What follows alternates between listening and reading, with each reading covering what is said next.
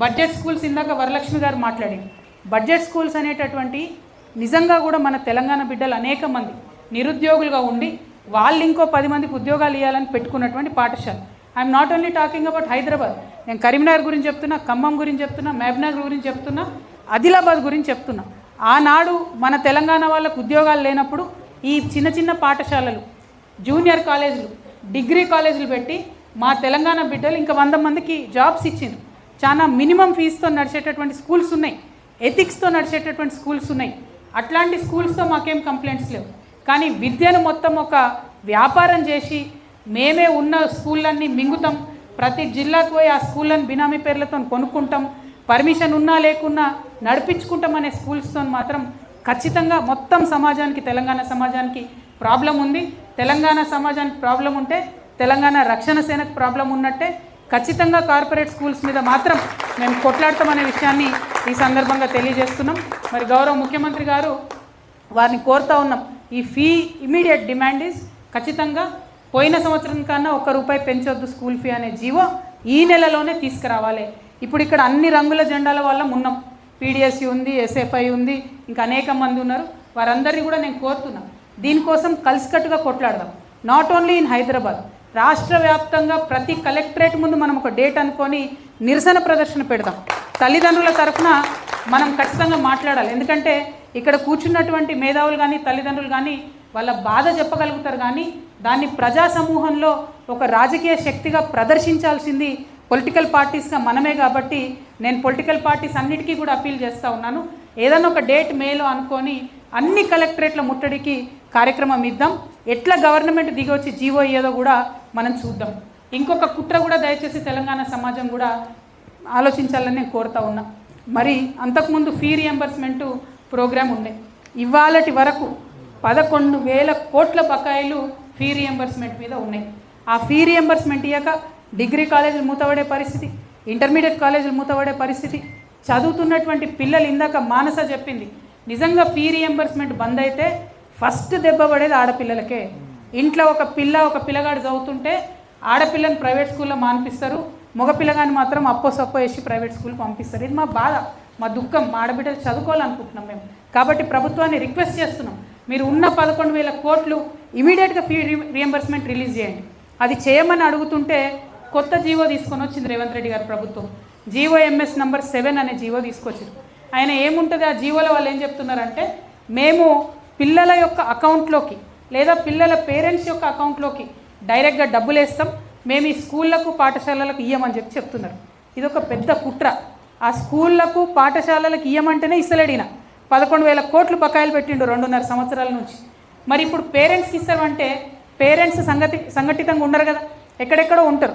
Schools అంటే ఒక association అవుతాయి, కంట్రోల్ ఉంటాయి, కొట్లాడతాయి ప్రభుత్వం మీద. పేరెంట్స్ ఎడికెళ్ళి కొట్లాడాలి? పేరెంట్స్ కొట్లాడాలంటే ఇచ్చిన ఇప్పుడు రైతు బంధు ఇస్తలేడబ్బా రేవంత్ రెడ్డి గారు. రైతులు వచ్చి రోడ్ల మీద ఎక్కి కొట్లాడుతున్న సందర్భం కనబడుతుందా మనం? సో సేమ్ అదే మోసాన్ని కొనసాగించడానికి పేరెంట్స్ అకౌంట్స్లో డబ్బులు వేస్తామని చెప్పి ఒక జీవో MS నంబర్ 7 అని తీసుకొచ్చారు. This is nothing but fee రియంబర్స్మెంట్ని బొందబెట్టడానికి తెచ్చినటువంటి జీవో. ఈ జీవో తక్షణమే క్యాన్సిల్ చేయాలని చెప్పి ముఖ్యమంత్రి గారు నేను డిమాండ్ చేస్తున్నాను.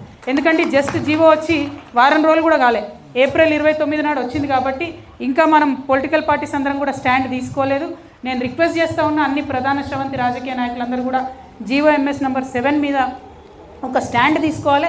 అది రద్దు అయ్యేంత వరకు కూడా మనం ఉద్యమాలు చేయాలి. మరి ఈ సందర్భంగా నేను మళ్ళీ కోరేది ఒకటే, వెంకటరెడ్డి గారు అన్నారు నాతోని, ఆపోజిషన్లో ఉన్నప్పుడు బాగానే వస్తారమ్మా, అధికారంలోకి వచ్చినాక వస్తారా రారా అని చెప్పి. వాస్తవం సార్, ఆనాడు మనకున్న చేదు అనుభవాలు, ఒక సందర్భంలో ఉన్న చేదు అనుభవాలు మనుషుల్ని కొత్త నిర్ణయం తీసుకోవాలంటే కొంత భయానికి గురి చేస్తాయి. కాకపోతే మీరు అంతకుముందు అన్నీ కూడా అయ్యేలా ప్రభుత్వాలు చూసిరు సార్. నేను ఆడపిల్లని సార్, అబద్ధం ఆడను. నేను ఖచ్చితంగా చెప్పిన మాట మీద నిలబడే ఉంటా. రేపు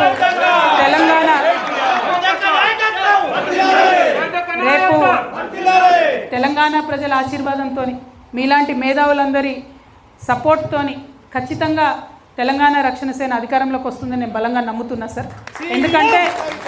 ఎందుకంటే మేము అనుకునేది ఒకటే, ఏం అవసరం ఉంది వాళ్ళ సమాజానికి, ఏం కావాలి, ఏం అవసరం ఉంది, ఎందుకోసం తెలంగాణ ప్రజలు ఇబ్బంది పడుతున్నారని దీర్ఘంగా ఆలోచిస్తే ఇప్పుడు ఇక్కడ మనని తీస్తున్నటువంటి కెమెరామెన్స్ ఉంటారు సార్, వాళ్ళకున్న జీతంలో 60 నుండి 70% వరకు విద్యకు వైద్యానికే ఖర్చు అయిపోతుంది. ఒక రైతన్న ఉంటాడు సార్ ఊర్లో ఆదిలాబాద్లో ఎక్కడనో, ఆయనకు రైతు బంధు రావచ్చు, ఇంకోటి రావచ్చు. ఆయనకు వచ్చేటటువంటి ఆదాయంలో 60 నుండి 70% అక్కడ ఉన్న పిల్లని ఇంజనీరింగ్ చదివాలి, హైదరాబాద్లో ఫీజు కట్టడానికి అయిపోతుంది. ఏదన్నా జబ్బు వస్తే మొత్తం అయిపోతుంది. అంటే పూర్తి తెలంగాణ సమాజం కూడా తను సంపాదించేటటువంటి సంపాదనలో 60 to 70% విద్యకు వైద్యానికి ఖర్చు పెడుతున్నారు. కాబట్టి as a government, as a peoples government ఖచ్చితంగా ఆ అప్లికేషన్ గవర్నమెంటే టేకప్ చేయాలని ఒక సిన్సియర్ ఆలోచనతో, ఒక ఇన్డెప్త్ అనాలిసిస్తో బడ్జెట్ స్టడీ చేసి ఇంటర్నేషనల్ లెవెల్లో ఉన్నటువంటి ఎకనామిక్స్తో చర్చించిన తర్వాతనే అన్నీ ఆలోచించినాకనే ఉచితంగా విద్యా వైద్యం ఇస్తామని ప్రామిస్ చేశాను సార్. మా సంకల్పం ఎంత బలంగా ఉందంటే నేను చెప్తా ఉన్నాను సార్, ఒకవేళ ప్రభుత్వంలోకి వచ్చినాక ఉచితంగా విద్యా వైద్యం ఇవ్వకపోతే అసెంబ్లీ ముంగట్టు ఉన్నటువంటి అమరవీరుల స్తూపానికి కట్టేసి రాళ్లతో కొట్టమని కూడా నేను చెప్తా ఉన్నాను. అంటే ఎందుకు ఈ మాట చెప్తున్నా అంటే ఒక బాధలోంచి, ఒక దుఃఖంలోంచి, ఒక ఆవేదనలోంచి పుట్టినటువంటి రాష్ట్రం తెలంగాణ రాష్ట్రం. ఏదో ఉట్టుట్టిగా ఒక గవర్నమెంట్ ఆర్డర్ పెడితేనో ఎవరో పైన ఢిల్లీలో డెసిషన్ తీసుకుని వచ్చిన రాష్ట్రం కాదు. 1200 మంది పిల్లలు చచ్చిపోతే వచ్చినటువంటి రాష్ట్రం. ఆనాడు విద్యార్థులు ఉద్యమం చేసి ఒక్కొక్కరి వీపుల మీద వందలాది లాఠీలు విరిగితే వచ్చినటువంటి రాష్ట్రం. కాబట్టి అంత సంవేదనతో పరిపాలన జరగాలి. అది మిస్ అయింది 12 years. సరే పోయిన వాటి గురించి బాధపడకుండా ఫ్యూచర్లో చేయాల్సిన పనిలో మాత్రం ఎట్టి పరిస్థితుల్లో ఉచిత విద్య, ఉచిత వైద్యం ఖచ్చితంగా దాన్ని నేను టేకప్ చేస్తాను సార్. అందులో వేరే ఆలోచనే లేదు.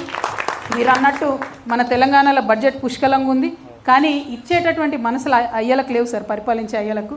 ఖచ్చితంగా ఒక తల్లిగా నాకు ఆలోచన ఉంది కాబట్టి నేను ఆ ప్రయత్నం చేస్తానని చెప్పి మీ అందరికి కూడా తెలియజేస్తూ ఉన్నాను.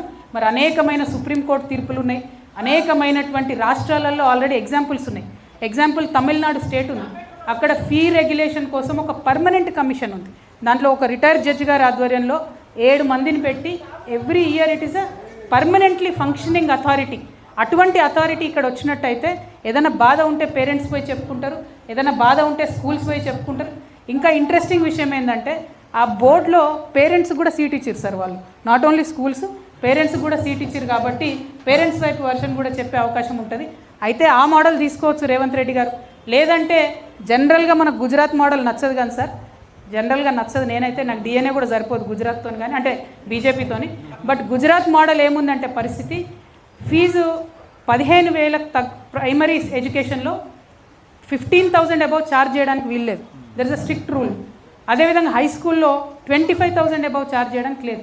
చాలా స్ట్రిక్ట్ రెగ్యులేషన్తో గుజరాత్లో ఒక మోడల్ నడుస్తుంది. దాన్నన్నా స్టడీ చేయాలి తెలంగాణ ప్రభుత్వం. ఏదో ఒకటి చేయండి, కానీ మే నెలలో చేయండి. ఎందుకంటే ఇప్పుడు బాధ ఉంది, ఇప్పుడు నొప్పి ఉంది, ఇప్పుడు ఫీజు కట్టే అవసరం ఉంది, ఇప్పుడు తల్లిదండ్రులకు బాధ ఉంది. కాబట్టి ఈ మే నెలలో నిర్ణయం తీసుకోవాల్సిందే అని చెప్పి నేను ముఖ్యమంత్రి గారిని డిమాండ్ చేస్తూ, ఇంకా అనేక సందర్భాలు వస్తాయి సార్, అనేక అంశాలు వస్తాయి. ప్రతి అంశాల్లో ప్రజల పక్షాన నిలబడతామని చెప్పి హైదరాబాద్ స్టేట్ పేరెంట్స్ అసోసియేషన్ అందరికీ కూడా మాట ఇస్తూ ఉన్నాము. కానీ మీరు అన్నట్టు ఒక పొలిటికల్ ప్రోగ్రామ్ ఖచ్చితంగా తీసుకుంటాం. ఇండివిజువల్గా అన్ని పొలిటికల్ పార్టీస్ని నేను న్యూ డెమోక్రసీ కావచ్చు, సిపిఎం కావచ్చు, ధర్మ సమాజ్ పార్టీ కావచ్చు, ఆల్ ఇండియా ఫార్వర్డ్ బ్లాక్ కావచ్చు, అట్లా కలిసి వచ్చే ప్రతి పార్టీని కూడా నేను అప్పీల్ చేస్తాను.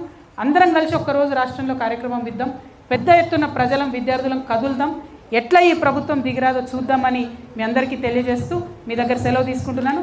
Thank you. జై తెలంగాణ, జై తెలంగాణ.